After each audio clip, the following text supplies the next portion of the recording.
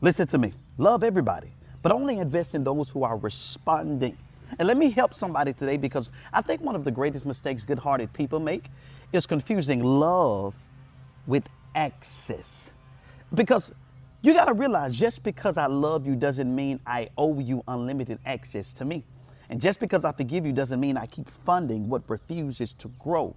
And just because I care doesn't mean I keep pouring into a container that has no intention of holding what I'm giving. See, that's already making somebody uncomfortable right now, but listen carefully.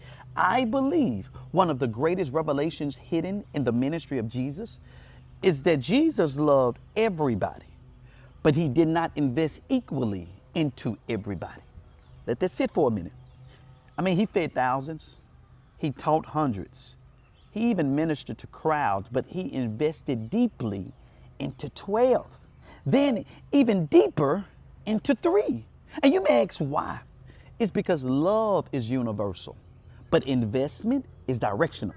I'm about to say something that may change your life. See, love is given, investment is earned, love is commanded, investment is discerned. Love is for everyone, but your time, your energy, your wisdom, your mentorship, your emotional capacity and resources belong to those producing fruit from what you've been giving. Some of you are exhausted because you've been trying to disciple people who have no intention of changing. Y'all got to get that. You've been trying to rescue people who enjoy drowning. You've been trying to motivate people who are committed to excuses. And you even been trying to explain yourself to people who already decided they don't want understanding. And the Lord told me to tell somebody, stop confusing loyalty with stewardship. Because stewardship requires evaluation. You don't keep pouring where nothing is growing. Think about a farmer, right? My wife is in gardening, so lately I've been looking into farming and looking into gardening, things of that nature. A farmer doesn't hate the ground that won't produce. He simply stops planting there. That's wisdom. Some of y'all think wisdom is learning who to hate. No. Wisdom is simply learning where to sow. That revelation changed my life. I don't hate nobody. I love everybody. But I only invest in those who are responding to my love. The Bible says, don't cast pearls before swine. Now, notice something. Jesus didn't say the pearls weren't valuable. He simply said the audience wasn't ready for them. And I believe there are people watching me right now that God is teaching this lesson to. You keep trying to give kingdom wisdom to people committed to foolishness. You keep trying to give opportunity to people committed to self-sabotage. You keep trying to mentor people who don't apply anything you've taught them. Then you wonder why you're tired. It's because heaven never called you to be everybody's investor. I'm preaching to myself. You are called to be everybody's lover, but not everybody's investor. There's a difference. And let me make this practical. If I were to call you and you never call back, I still love you, but I'm not investing there.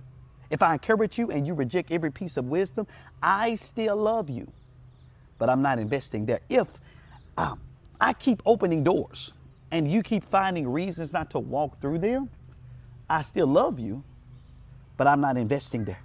Because response reveals readiness, and readiness determines investment. I want to go a little bit deeper because God himself operates this way. When I think about God, right? The Bible says, draw near unto God and he will draw near unto you. Now, notice the principle. Response creates greater access. The prodigal son didn't experience restoration while living in rebellion. The father loved him the whole time, but the greater investment happened when the son responded. See, that's revelation. The father's love never changed. The son's access did. And some people think boundaries mean you've stopped loving. No, that's not what it means. Boundaries often reveal you've started stewarding. And there are people, or some people, watching me that God is delivering from the guilt of overinvesting. You spend years funding relationships that never reciprocated. You spend years carrying conversations nobody else carried. You spend years initiating everything. You spend years being the bridge, being the peacemaker, being the encourager, being the supporter, being the giver, being the helper. And now you're wondering why you're empty. And it's simply it's because God never told you to water dead trees forever. Ooh, I feel that. Hear me prophetically. In this next season, God is teaching many of you the difference between assignment and attachment. Just because you're assigned to love them doesn't mean you're attached to their outcome. See, that's wisdom. I'm talking about because I learned this in my life. I can pray for you without chasing you. I can love you without carrying you. I can support you without enabling you. I can wish the best for you in your life without making you my responsibility. And that's where freedom begins. Some of y'all are entering a season where God is narrowing your investment circle. Not because you're becoming arrogant, not because you're becoming selfish, but because you're becoming effective. See, the kingdom grows through stewardship, and stewardship requires discernment. So here's the word of the Lord for you. Love everybody. Pray for everybody. Forgive everybody. Bless everybody. But invest deeply in the people who are responding, the people who are growing, the people who are applying, the people who are producing fruit, the people who are value. And who value what God put inside of you, because your oil is precious.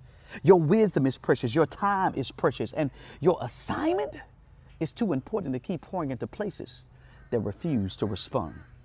Love everybody, but invest where theirs responds.